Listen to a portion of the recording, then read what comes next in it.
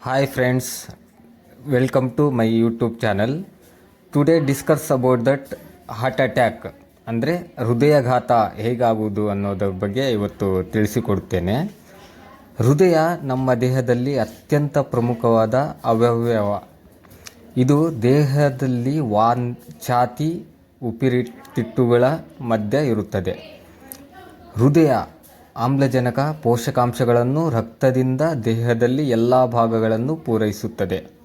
ಆದಾಗ್ಯೂ ಬದಲಾಗುತ್ತಿರುವ ಜೀವನ ಶೈಲಿ ಮತ್ತು ಆಹಾರದ ಬದಲಾವಣೆಗಳಿಂದ ಪ್ರಸ್ತುತ ವಯಸ್ಸು ಮತ್ತು ಲಿಂಗ ಭೇದದೊಂದಿಗೆ ಸಂಬಂಧವಿಲ್ಲದೆ ಅನೇಕ ಜನರ ಹೃದಯ ಸಂಬಂಧಿ ಸಮಸ್ಯೆಗಳು ಹೆಚ್ಚಾಗುತ್ತಿವೆ. ಪ್ರತಿದಿನ ವ್ಯಾಯಾಮ ಮಾಡುತ್ತಾ ಆರೋಗ್ಯವಾಗಿ ಇರುವ ಯುವತಿಯರಲ್ಲಿ ಕೂಡ ಆಕಸ್ಮಿಕವಾಗಿ ಹೃದಯಾಘಾತವಾಗುವುದು ಈಗ ಆತಂಕವನ್ನು ಉಂಟು ಮಾಡುತ್ತಿರುವ ವಿಷಯ. ಹೃದಯದಲ್ಲಿನ ರಕ್ತನಾಳಗಳಲ್ಲಿ ಬ್ಲಾಕ್ಗಳು, ರಕ್ತ ಪ್ರವಾಹಕ್ಕೆ ಅವರೋಧವು ಉಂಟಾಗುತ್ತದೆ. ಈ ಕಾರಣದಿಂದಾಗಿ ರಕ್ತವನ್ನು ಸರಿಯಾಗಿ ಪೂರೈಸಲಾಗುವುದಿಲ್ಲ. ಇದರ ಪರಿಣಾಮವಾಗಿ ಹೃದಯಾಘಾತ ಬರುತ್ತದೆ.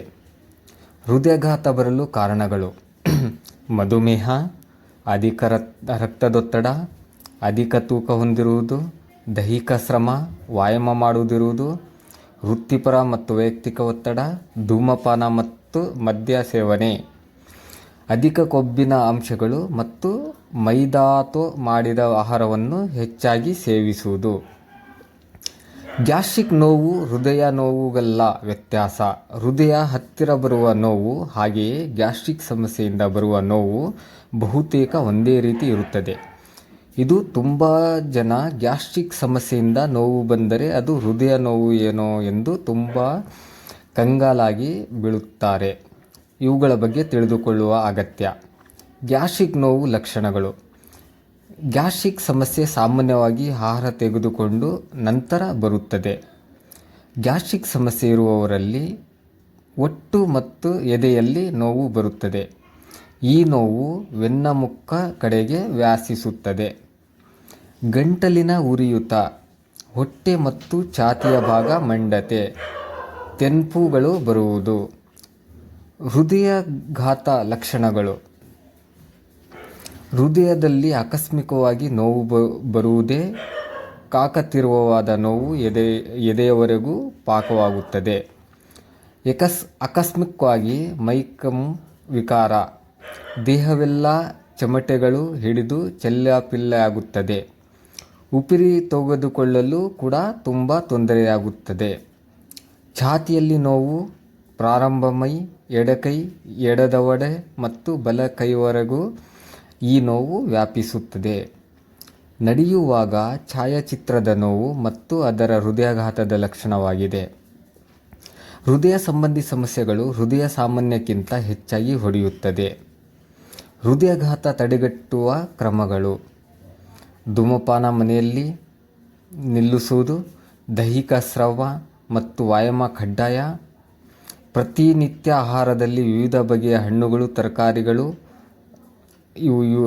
ಬಳಸುವುದು, ಫಾಸ್ಟ್ ಫುಡ್, ಶೀತಲ ಪಾನೀಯಗಳು ಮತ್ತು ಆಹಾರಗಳು ಹೆಚ್ಚಾಗಿ ಪೋಷಕಾಂಶಗಳು ಕಡಿಮೆ ಆಹಾರ ಪದಾರ್ಥಗಳನ್ನು ಸೀಮಿತಗೊಳಿಸುವುದು ಒಳ್ಳೆಯದು. ವೃತ್ತಿಪರ ಮತ್ತು ವೈಯಕ್ತಿಕ ಒತ್ತಡಗಳು ಮತ್ತು ಹೆಚ್ಚಿನ ಆಲೋಚನೆಗಳನ್ನು ಮಾಡುವುದು ಮನೆಯಲ್ಲಿ ಕಡಿಮೆ ಮಾಡಿ.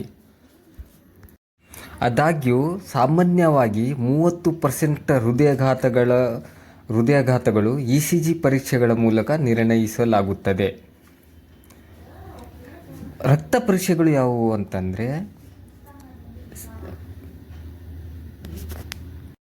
ಟ್ರಾಪೈ, CKMB ಹಾಗೂ ಟ್ರಾಪ್ಟಿ.